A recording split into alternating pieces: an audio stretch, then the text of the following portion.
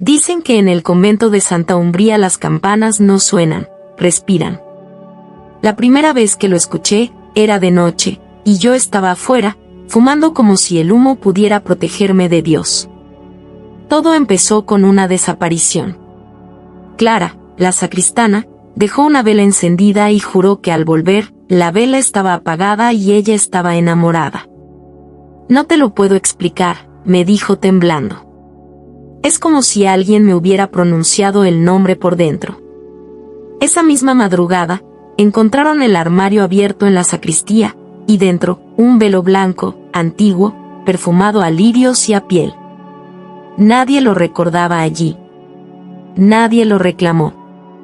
Y, aún así, todas lo miraron como se mira un pecado que pide ser besado. Yo lo vi de cerca cuando Sor Inés lo levantó con 2 dedos, como si tocara a un animal dormido. El velo no era pesado, pero el aire se volvió denso. Y entonces, lo juro por lo que más temo, una voz salió del encaje. No fue una voz fuerte. Fue íntima. Como la de un amante que reza. Póntelo, y amarás. Clara lo tocó primero. Sus pupilas se ensancharon. Sonrió como si hubiera encontrado a alguien en un lugar prohibido. Y antes de que pudiera confesar a quién, desapareció. No dejó sangre. No dejó huellas. Solo dejó el velo, tibio. Si has visto a una novicia rezar con las manos juntas, nunca sabrás si está suplicando perdón o pidiendo permiso. Yo lo aprendí con Lucía. Lucía llegó al convento huyendo de una historia que no contaba completa. Tenía la boca de quien sabe besar y los ojos de quien sabe mentir por amor. La primera tarde, me pidió que le enseñara el claustro para no perderse. Yo me reí. Nadie se pierde aquí sin querer. Pero esa noche, el velo apareció otra vez, doblado sobre el altar como una invitación. Lucía se acercó sola. La luz de las velas le hacía brillar la piel del cuello. Yo estaba detrás de una columna, por curiosidad o por debilidad. Ella lo tomó. No tembló. Lo olió, como se huele una camisa ajena. ¿A quién le perteneces?, susurró. Y el velo, como si entendiera, rozó su mejilla. Lucía se lo puso. En ese instante cambió su respiración. Se le aflojó la mandíbula. Y sonrió con una ternura que no era suya, una ternura peligrosa. Él está aquí, dijo, y su voz sonó como si confesara una infidelidad. Luego, caminó hacia el confesionario vacío. Se arrodilló. Sus manos apretaron la madera como si fuera un cuerpo. Y empezó a hablar, no con Dios, sino con alguien que le respondía desde adentro del velo. Yo escuché palabras sucias mezcladas con oraciones. Promesas. Gemidos que parecían latín. Y cuando la campana respiró otra vez, Lucía se giró hacia mí, como si siempre hubiera sabido que yo estaba ahí. No mires, me pidió. O te enamoras tú también. En un convento, los secretos no se guardan en cajones, se guardan en gargantas. Y el padre Mateo, el confesor, era el hombre con más gargantas en su bolsillo. Esa mañana lo encontré pálido, como si hubiera pasado la noche escuchando pecados ajenos y propios. Me detuvo en el pasillo y me apretó la muñeca con fuerza. No te acerques al velo, dijo. Ese objeto no es de este lugar. Yo quise burlarme. Pero su mano olía a incienso y a miedo. Entré a la capilla más tarde. El velo estaba allí, sobre el reclinatorio, como si alguien lo hubiera dejado para él. El padre Mateo se arrodilló. No rezó. Se rindió. Perdóname, susurró. Yo también soy carne. El velo se levantó solo, apenas 1 centímetro, como respirando. Mateo lo tomó y lo puso sobre su cabeza con la solemnidad de un sacrilegio. Al principio, nada. Luego, su rostro se suavizó. sus labios se separaron. Y una lágrima le cayó como un bautismo al revés. Ana, dijo. Nadie aquí se llama Ana. Se inclinó hacia el altar como hacia una boca. Sus dedos recorrieron la piedra con delicadeza obscena. Sus oraciones se volvieron confesiones. Y sus confesiones, deseos. Yo di un paso atrás, pero el velo ya había elegido su teatro. La puerta se cerró con un golpe. La capilla quedó sin aire. Mateo se puso de pie, y por debajo del encaje me miró como si yo fuera testigo de una boda. Cuando te enamoras, desapareces, murmuró. Pero a veces, desapareces primero. Y entonces, sin un grito, el padre Mateo se deshizo en sombras, como si el velo lo estuviera tragando por dentro. El velo cayó al suelo, intacto. Y yo, con la muñeca aún marcada, supe que el amor aquí era una forma de muerte. Los conventos siempre tienen una habitación que nadie menciona. En Santa Umbría, era la del tercer corredor, la que olía a humedad y a perfume caro. Eso no era normal. Sor Inés juró que la llave se había perdido hacía décadas.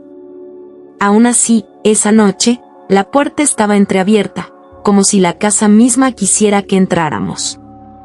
Yo fui la primera. Porque cuando el miedo te llama, a veces contestas por orgullo. Adentro, el aire era frío.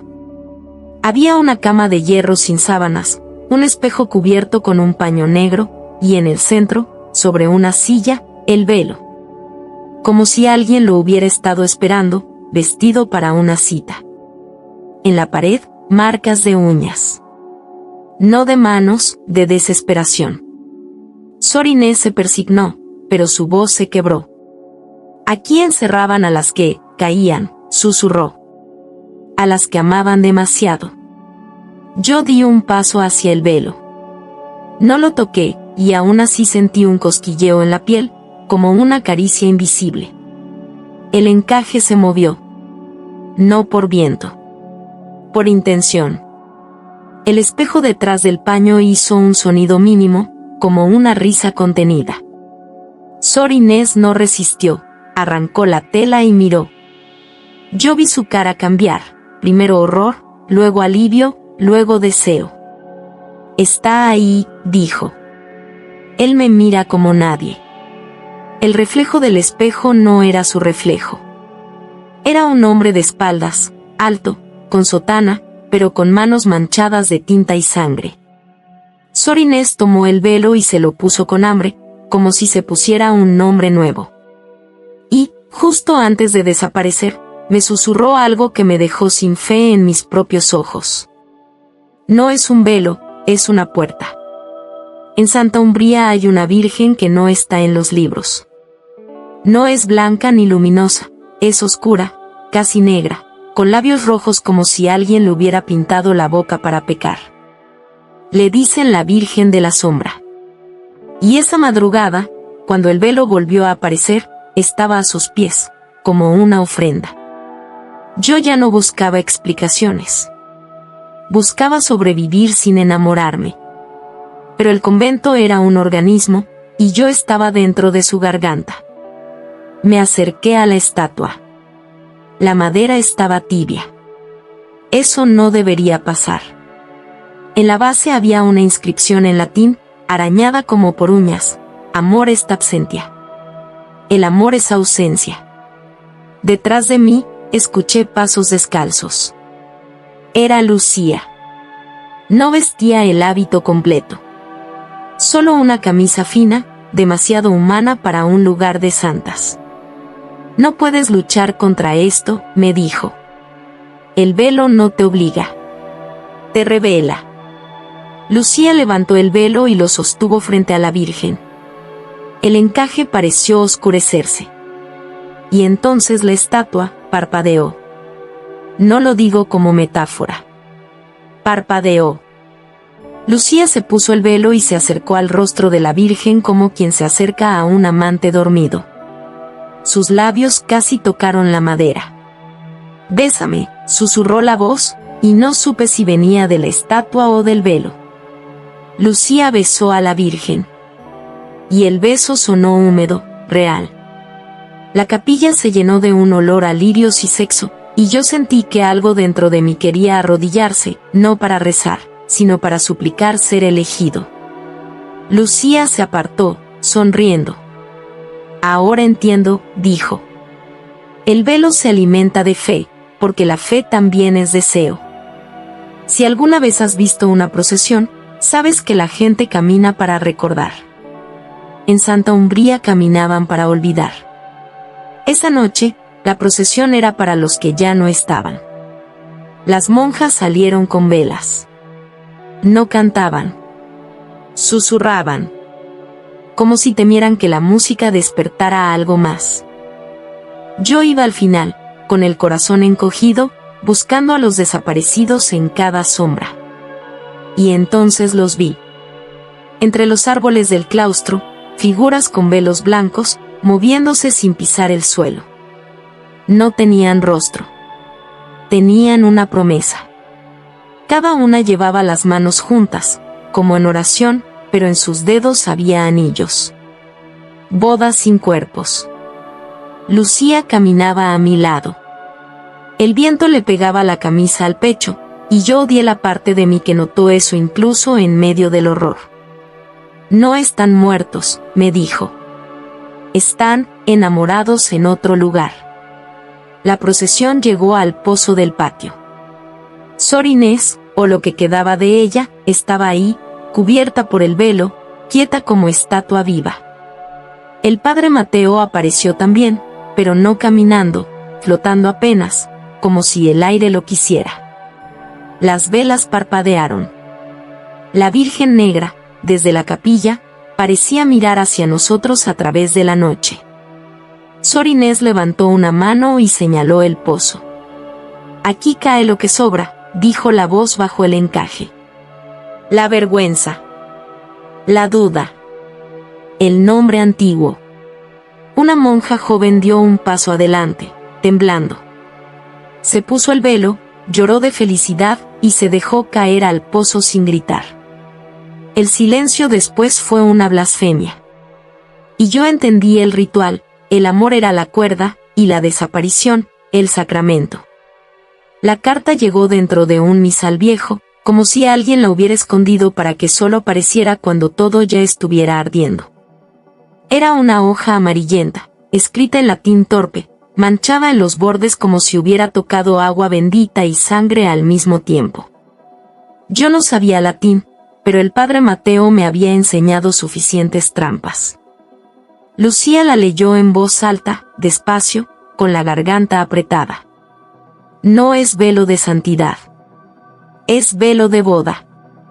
Fue tejido con cabellos de penitentes y seda robada a una cortesana.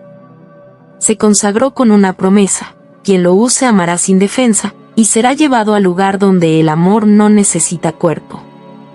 Había una firma al final: Sor Ágata, 1891. Y una frase final, subrayada como una amenaza. Para romperlo, alguien debe ponerse el velo y negarse a amar. Lucía se rió, pero le tembló la risa. ¿Negarse a amar?, susurró. Eso es más imposible que morir. Yo miré el convento, sus muros, su virgen oscura, su pozo. Y sentí algo más que miedo, una especie de celos. Porque el velo no solo se llevaba personas. Se llevaba historias. Se llevaba la parte de ti que podía volver a casa. Lucía dobló la carta y la guardó en su pecho, donde latía su secreto. La pregunta no es si desapareceremos, me dijo. La pregunta es con quién. Y por primera vez, me di cuenta de que ella estaba enamorada, pero yo todavía no sabía de quién. No es difícil esconder un amante en un convento. Lo difícil es esconderlo de Dios. Y esa noche, alguien respiraba detrás del altar, como si la piedra fuera una cortina. Lucía me llevó a la capilla con una seguridad que daba miedo. El velo estaba en el reclinatorio, esperando como un animal entrenado. La Virgen Negra parecía sonreír.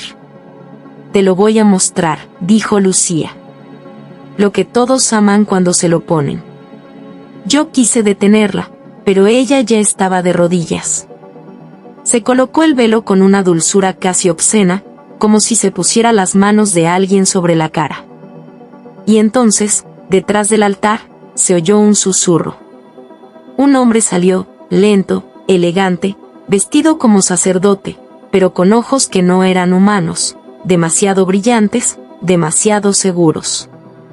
«Mi novia», dijo. «Mi pequeña fuga de la fe». Lucía lo miró como si viera el sol por primera vez. Su cuerpo entero se inclinó hacia él. Yo, en cambio, vi algo en su sombra, cuernos no, algo peor, alas hechas de encaje, como el velo mismo. «¿Quién eres?», pregunté. Él sonrió. «Soy el deseo al que ustedes le llaman pecado para poder tocarlo sin culpa». Se acercó a Lucía y le acarició la garganta. Ella gimió como si fuera oración. «Cuando me aman, se van conmigo», dijo él. «Y donde yo vivo, el amor es eterno, porque nadie vuelve». Yo vi la trampa, no era un demonio común. Era un sacramento oscuro. Lucía me miró desde debajo del velo y, con voz quebrada, dijo: «Perdóname, pero él me dijo mi nombre verdadero». Hay un momento en toda historia donde el final ya está escrito, pero todavía puedes elegir la tinta. El mío llegó en silencio, frente al velo, con Lucía llorando como si el llanto fuera un vestido. El amante nos esperaba. Detrás del altar, la sombra respiraba, paciente. La Virgen Negra parecía inclinarse, curiosa. Lucía extendió el velo hacia mí. «Si te lo pones, él te amará», dijo. «Y si él te ama, desapareces». «Y si no me lo pongo», respondí, «desapareces tú». Ella bajó la mirada. En su pecho, la carta de Sor Ágata latía como un corazón ajeno. «Para romperlo, alguien debe ponérselo y negarse a amar», susurró. Yo me reí sin alegría.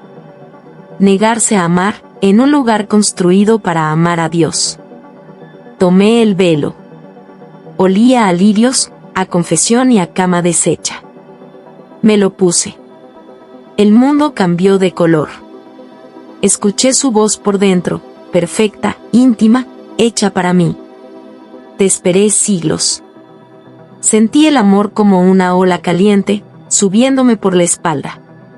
Vi su rostro, hermoso, imposible. Vi todo lo que me prometía.